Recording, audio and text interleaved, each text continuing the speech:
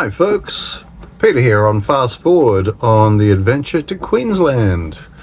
Thanks for joining, and if you have watched the past videos, this is probably the one you've been waiting for to see what actually happened. If you haven't, maybe go back and look at the previous video, which is Fast Forward to Queensland, Turkey Beach to 1770. Okay, so let's pick up where we left off, basically on the evening of Sunday the 6th of October, when I basically said there was a non-standard approach to the town of 1770. That certainly was the case. Basically, I was following the chart coming in, Navionics, with updated maps, and it indicated that there was a deeper trench down the middle of the channel. Or what was the channel, I found out later on. Anyway, I was approaching 1770 and watching the depth gauge, and it was getting shallower where it should have been getting deeper. So by the time I got to the point of real uncomfortability, which I felt was, I'm not believing what this is telling me, I turned around basically and started heading back out. It's at that point basically that my keel touched the sand, and I knew that basically this could be trouble. There were waves coming in, the wind was coming in, so I was basically fighting both. I had the engine going basically full on, and also the mainsail, which I kept up just in case I needed some extra push, as I said in the previous video. Yeah, things got worse. The boat started washing sideways further onto the sandbar. Luckily it's sand, but still never underestimate the force of the waves, the tide, the wind, and everything pushing you towards such an obstacle.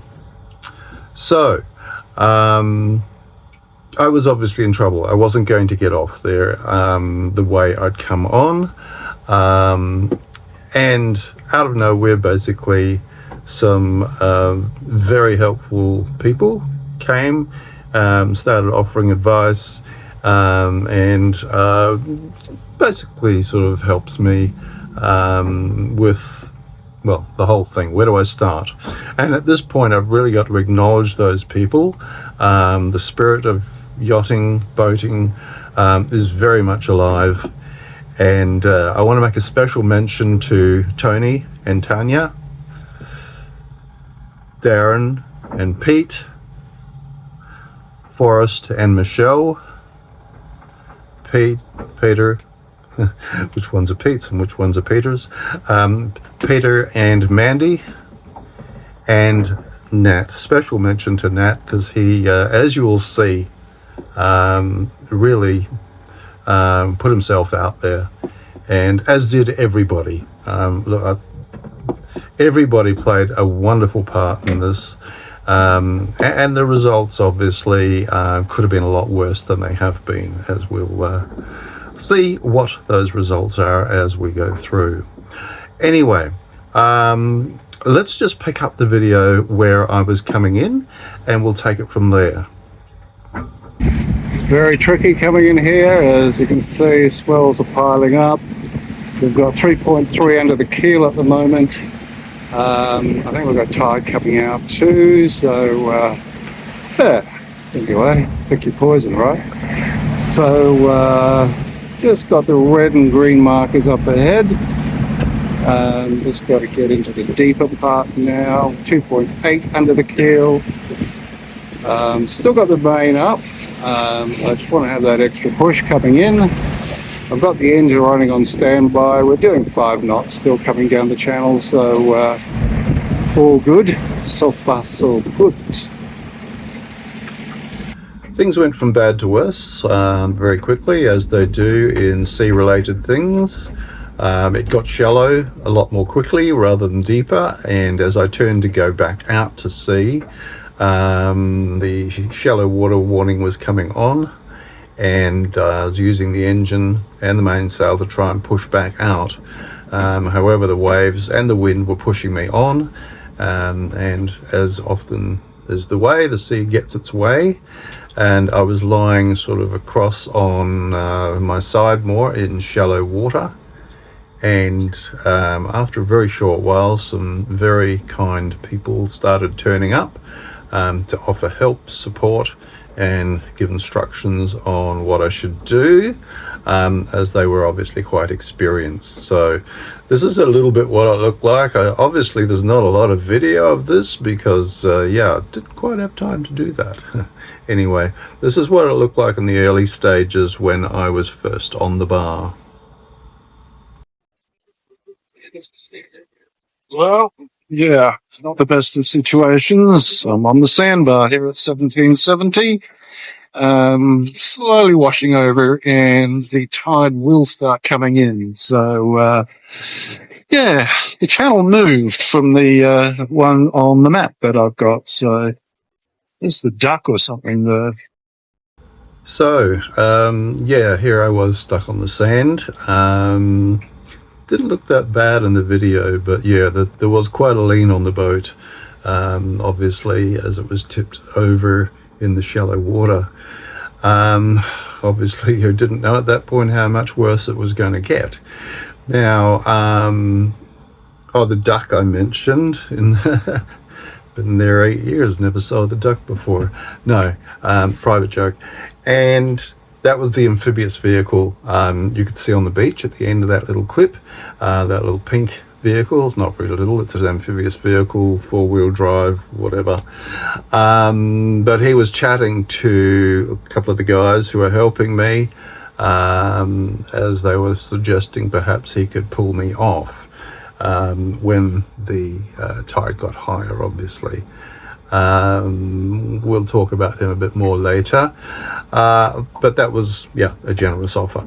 So more people were turning up, and thankfully Nat, the guy who came on board with me and went with me through a lot of the whole saga, took a bit of video too, and which will come up next.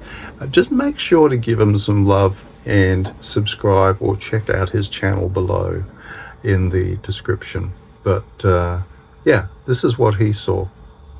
Don't know what I can do to help, but there's a yacht in distress over here, stuck on the Sandbar at 1770. There's 4 people doing what they can. I'm just going to go and see if I can at least provide some moral support or do something. Can't watch helplessly. I'll try and get some video up close. So Nat came to join the others in helping me and providing moral support. Even when others went away to do or find out something or check out something, they always left somebody in the water there next to me just to keep me company, as it were, give moral support, which, yeah, was hugely helpful in that kind of situation.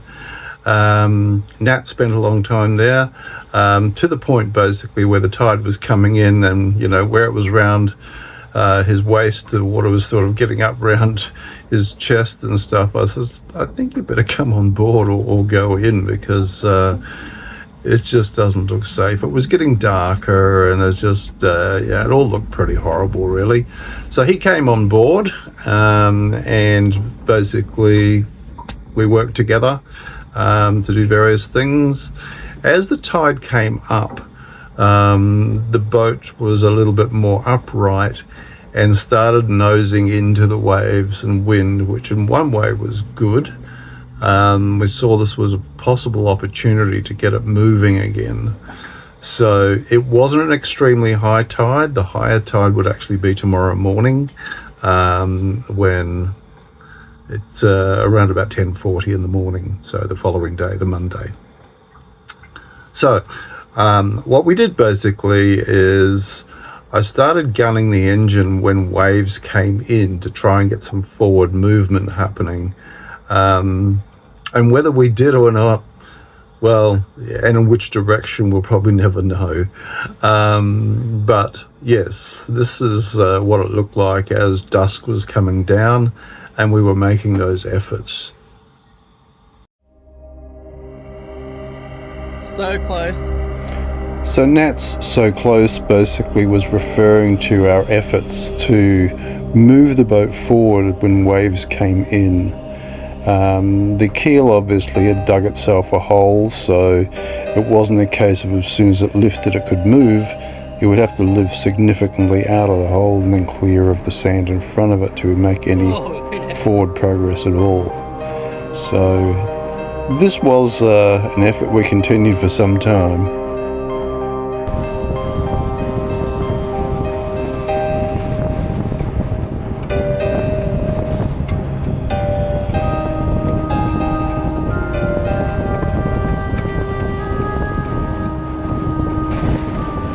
So I watched for waves, and as I saw waves coming, I gunned the engine basically to try and get some forward motion as the waves lifted the boat somewhat.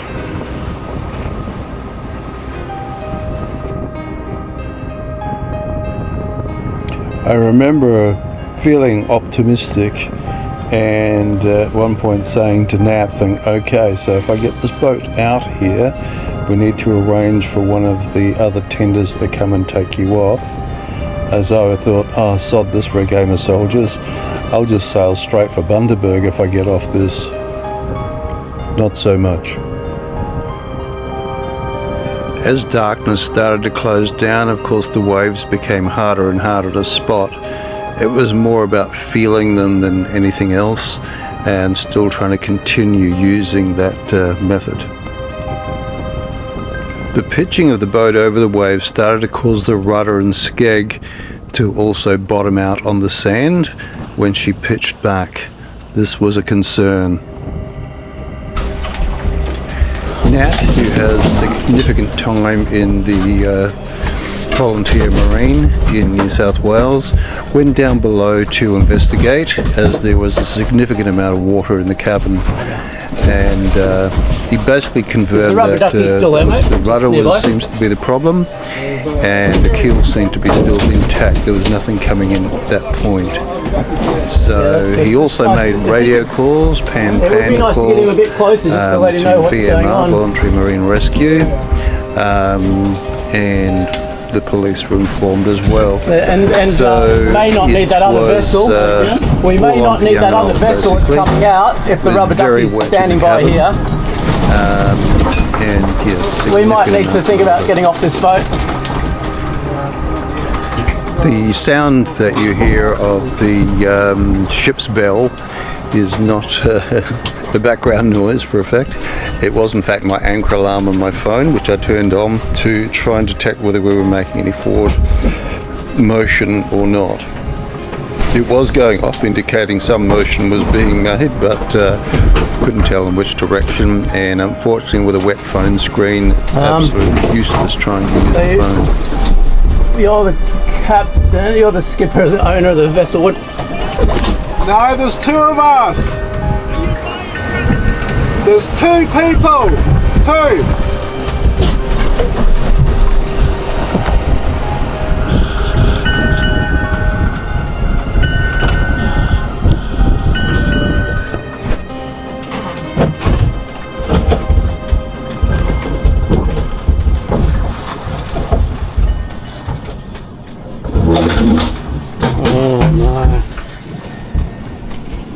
It's just the rudder. It's just the rudder. Sorry? It's just the rudder. Just the Keel's intact. Everything's intact. Right. It's just the rudder. Everything's. There's nothing wrong with this place. You just got to go in the right place. It's like You know, like straight into the sandbar. it changes Let them work. time. So what's your name? Sorry. I'm Peter and that's Mandy. Peter and Mandy. I've got my video on. Lights. Mandy, thank you. Yeah, Thank you very much. no worries. Thanks, man. Hey, cheers, man. Thank you so much. Because first time I've been rescued, and Tony here is waiting for the skipper. Yeah, what's going on over here? My goodness. No, he's just waiting for him to get off. getting stuff together, but he doesn't want to get off the boat. He might need to be told that he's really got to get off that boat. Didn't you say he was putting a life jacket? Oh, poor bugger.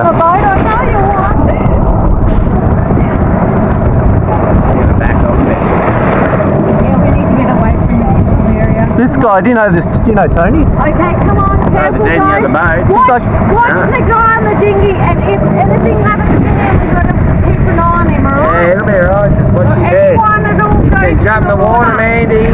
Yeah, there he goes. Yeah, keep it on him. Keep it on him, keep it on him, keep Get away it on from him. your boat. Keep it on him. Go, Keep it on him. guys. Keep it on him. Wave, guys. Wave. Wave. Wave.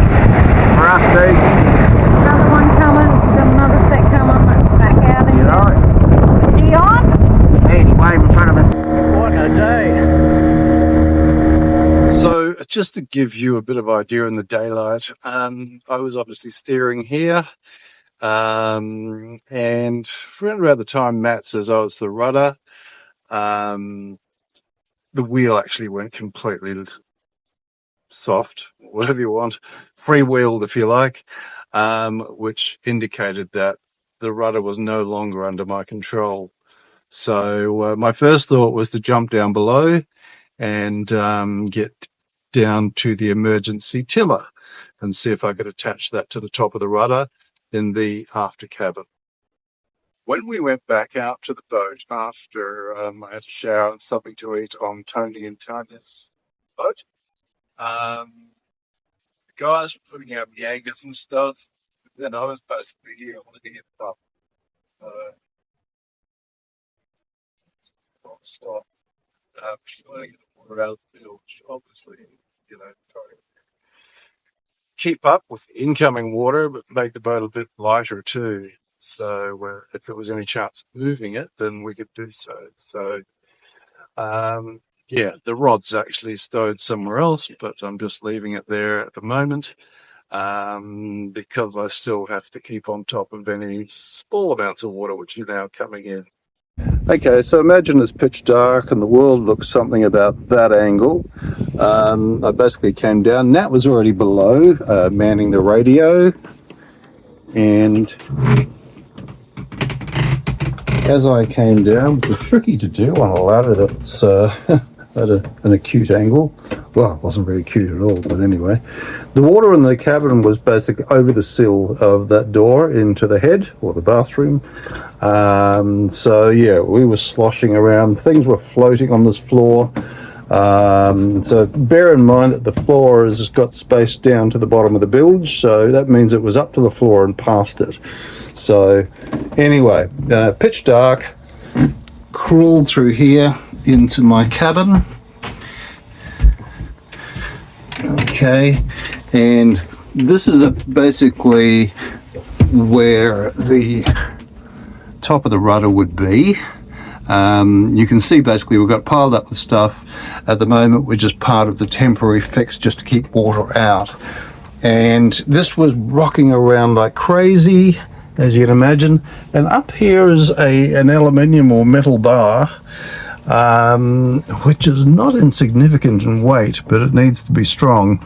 So I was trying to manhandle that off, but I was getting thrown into this corner, and yeah, forget the unmade bit. And just, yeah, I couldn't, because this cabin was basically, as I say, something like that. Plus every wave came along, just threw me back in the corner here. So yeah, I finally got the tiller off, went to attach it to the rudder. Then I discovered how bad the rudder was. It was moving around like it was not attached to anything much. So that was a vain attempt at nothing. So yes, all these truths started coming out. Anyway, back to the story. Well, up early and yeah, tow out the catamaran that we're in there. We've got to go south. We're going to go anchor nearby just to see what's what, and yeah, see what we can get done today. There she is.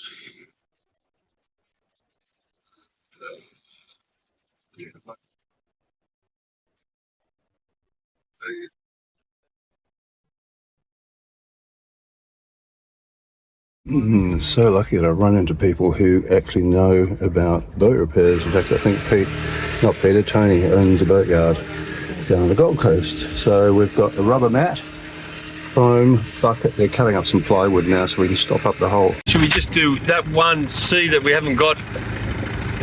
I really don't know what to say. These guys have been amazing. We've been out this morning to the boat, and luckily you know exactly what they're doing, and we've actually got a patch up over the stern where the rudder's broken off. We've got the rudder on board so it doesn't flap around, and we've got the one of those water ducks coming, those amphibious things, to hopefully pull us off by the high tide.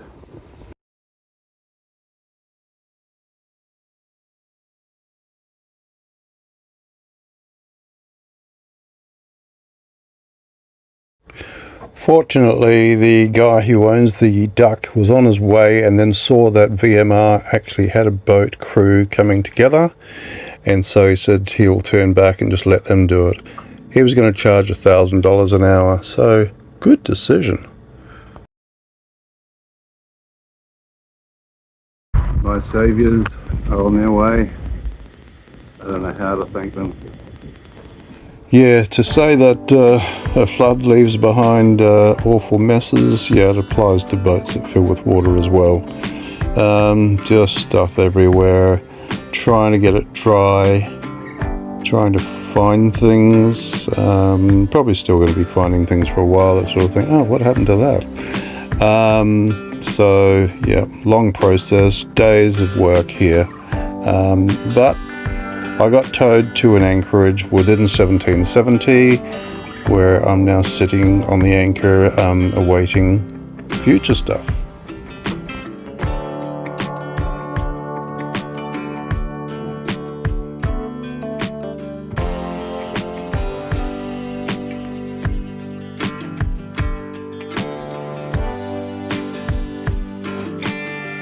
Just checking the food storage area. This is the packaged food, so that's why I kept it down low. Definitely water in there, but also water in this area, so I need to clear that out before I obviously do the one below it. So yeah, I gotta stop buying rice, right? I mean, you know, I got enough to feed the army here. So this locker is a bit drier, but it's getting wetter as I get near the bottom, so luckily all of this is canned and plastic. There's a couple of cardboard boxes. The top ones are okay, the couple of bottom ones are a bit damp, so we'll get further down into this. Thank you for watching another Fast Forward to Queensland video. As always, don't forget to like, comment on YouTube and subscribe to Dawn Radar.